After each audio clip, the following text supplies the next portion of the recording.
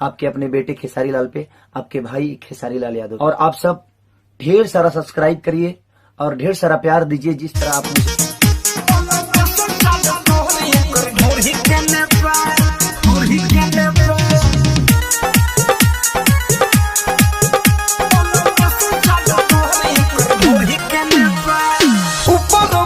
पले करनी चाहो बातों पल अब ही जरूरी सुन ले हाथ नहीं के घोपल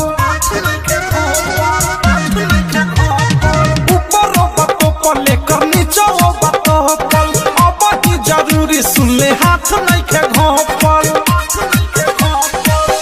कवनो कहे होने कवनो कहे हे ने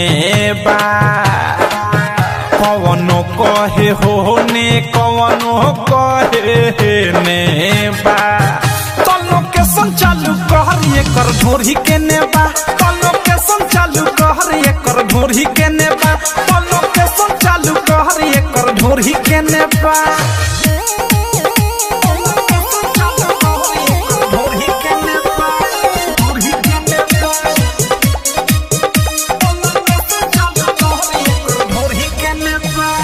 मालविया टंची तबिया पोलाई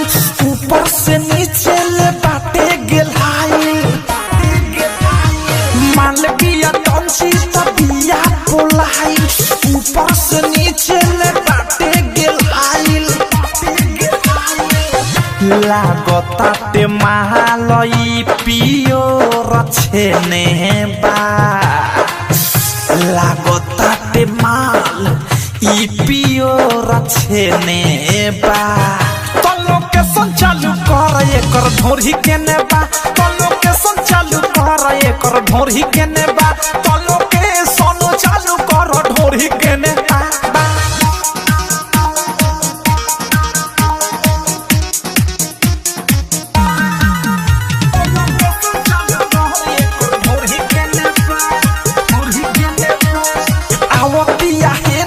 साध समीसाना लहंगा में बाटे एकरा कोचबे खजाना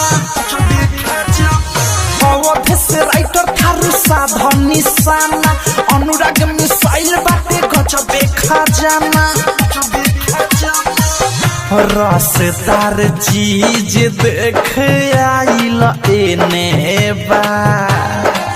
रसदार चीज देख आइल एने बा तो लोकेशन चालू कर एकर ढोरी के नेबा तो लोकेशन चालू कर एकर ढोरी के नेबा तो